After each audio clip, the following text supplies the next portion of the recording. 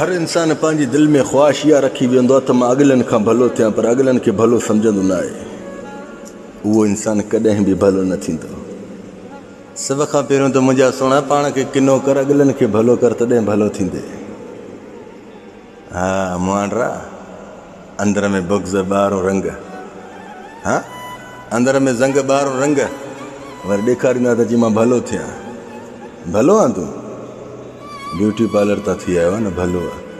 मुंहिंजा सुहिणा, सभ खां पहिरियों त उन्हनि इंसाननि खे भलो सम्झ जेके तोखे ख़राब था लॻनि, तूं भलो थी वेंदे।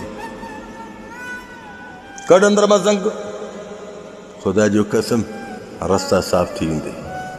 ये अंदर में ज़ंग ॿाहिरों रंग या मुनाफ़िक़त आहे। न कर इहा आराम भई तणा नहीं चपाड़ गिटे वारी। हेॾे ॾिस, अंदर खे साफ़ कर। अलाह ॾिस न, उन इंसान खे कॾहिं बि इज़त न ॾींदो आहे जंहिंजे अंदर में ज़ंग हुजे। रब पाक उनखे इज़त ॾींदो आहे जंहिंजी दिलि में ॿियनि जे लाइ भलाई हुजे। आज़माए ॾिसो, तव्हां अॼु खां वठी ॿियनि जे लाइ भलो सोचियो, रब जेकॾहिं तव्हां सां भलो न करे त मुंहिंजे नाले खे ई मिटाए छॾिजे।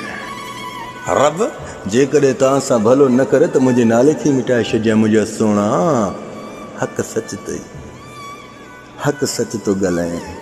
मुंहिंजा लफ़्ज़ कड़वा आहिनि, तोखे अज़ियत ॾींदा, तो हिकु ॿ गार ॾेई छॾिजांइ, भला पंहिंजे अंदर खे ख़ुशि रखिजांइ। छो लहजा अहिड़ा आहिनि, छा कयां लेक्चर आहे मुंहिंजा सुहिणा। रब ॾिसे थो मां ग़लति ॻाल्हि नथो कयां। उन इंसाननि खे पंहिंजी ज़िंदगी में न आणिजो जिन तव्हांखे ज़लील ऐं ख़्वार कयो। उन्हनि खे आणियो जेके तव्हांजा नवां रूप थियनि। छा नवां रूप? इहे पुराणा रूप पंहिंजे क़रीब आणींदो न, त यादि रखिजांइ उन्हनि खे तूं ई तो मौक़ो ॾे बार बार धोखे जो।